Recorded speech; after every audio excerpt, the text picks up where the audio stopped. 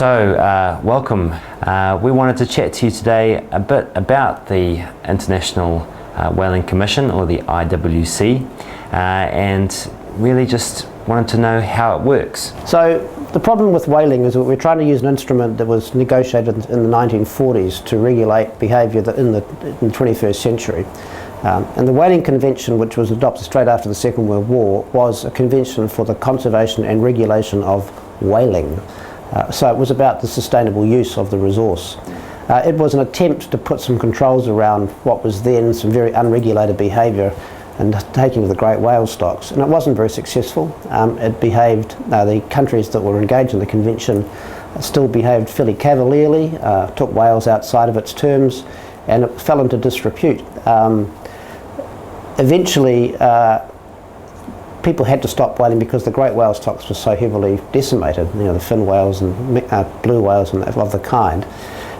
New Zealand left the convention at the time we stopped whaling ourselves because we didn't see it as relevant to our interests, because we were no longer interested in taking whales. But then in the 1970s, people became much more concerned about whaling or whales as a kind of iconic conservation outcome, and so a lot of international pressure started to build up on saving the whales. Greenpeace used it as its talismanic sort of signature project, I suppose, and New Zealand, with a bunch of other Western countries mainly, were persuaded to rejoin the Whaling Convention to try and turn what was a convention about the use of whales into a convention for the protection of whales.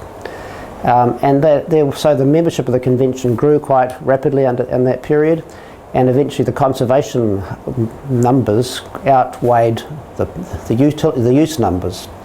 And through the 1980s, we managed to adopt a number of resolutions calling for controls on whaling, and in 1986 actually got an amendment to the schedule to the convention to put in place a moratorium on commercial whaling.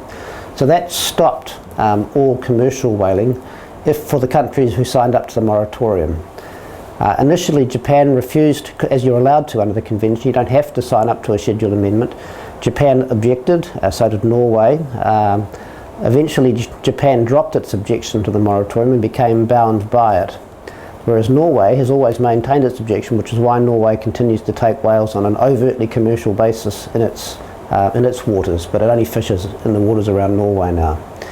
So Japan, having signed up to the moratorium on commercial whaling, expected, I think, that there would be a review of this measure and at some point some lifting of the controls, but there was no political will to do that. So it instead looked to another mechanism in the convention to find a way of taking whales, which is taking whales for scientific purposes. And that's Article 8 of the convention. It has a special regime that allows a country to issue itself permits to take whales for scientific research purposes. And the convention is very permissive. It lets the country set the terms and conditions, and it requires that you use the whales once you've taken them. So that justifies the eating of them afterwards, selling them in the commercial market. And then Japan itself, I suppose, it learnt the lesson of the conservation countries, and it went and started recruiting supporters for its position. So the numbers in the Whaling Convention started to grow again. So when we rejoined it, they were, say, it was about 30 countries, and the numbers went up to 50. Through the 1990s, 2000s, they got to 80. But by the mid-2000s, 2006, the forces were almost equal. And in fact, there was a landmark vote in St Kitts in 2006 in which the Japan side won a resolution by one vote, in which it got its view across that scientific whaling was justified under the convention and permitted. And essentially, it was a moral victory for its perspective. So you just need a majority to pass a resolution? To get a resolution passed, you need a 3/4 majority to actually change anything. I should have explained that. So when the moratorium was passed, that was a 3/4 majority, but just simple majorities just are political statements.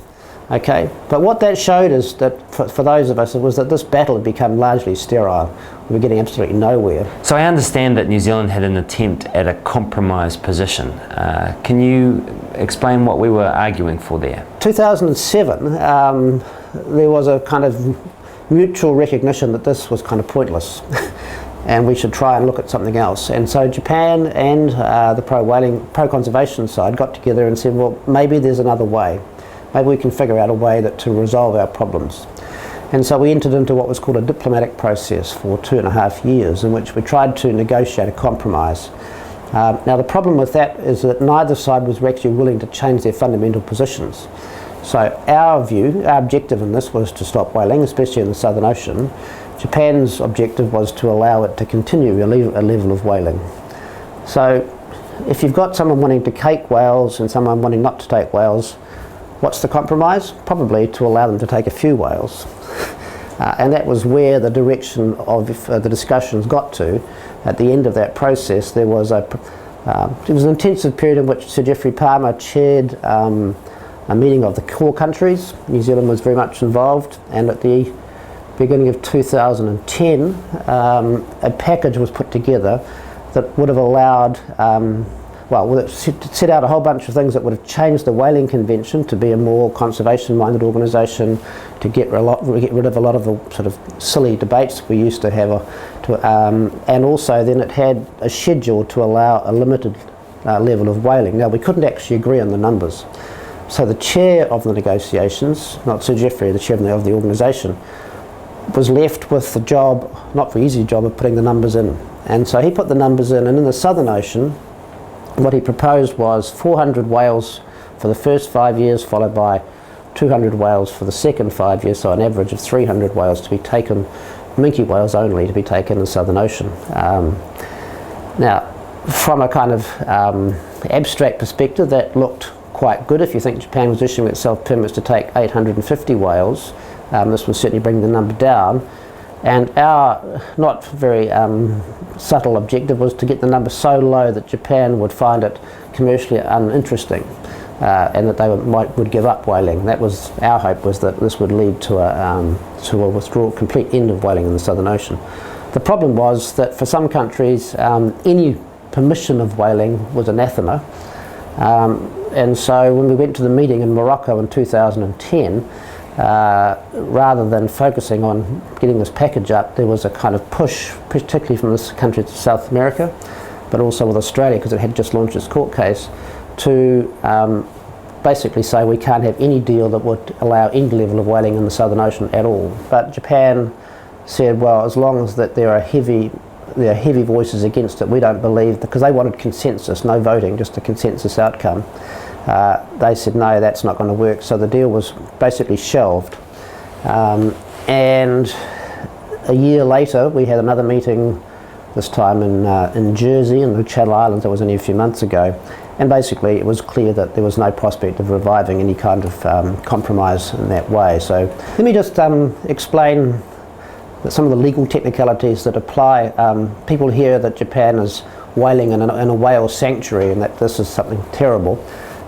It's terrible in a symbolic sense, but they're not doing anything illegal, because they use their rights under the Whaling Convention to object to the whaling sanctuary, especially as regards minke whales. So in a technical legal sense, they are within their rights to continue taking whales within the whale sanctuary. Also, because Article 8, the scientific whaling exception, applies regardless of anything else in the convention, so technically you could also go scientific whaling in a whaling sanctuary.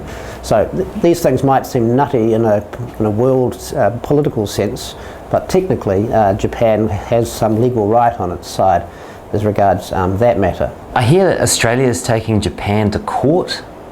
How does that work? We understand Australia's case to be essentially that what Japan is doing in using that scientific whaling exception is in fact commercial whaling in disguise, that it's not a good faith use of the scientific whaling exception. They've got to weigh up the legal issues around the convention with the factual issues. I mean, is what Japan is doing really scientific whaling, or is it commercial whaling in disguise? And that's a very challenging proposition for a court. So even if the International Court of Justice decides that this is, this really is commercial whaling, what can they really do about it? What sanctions do they have to get Japan to change its ways?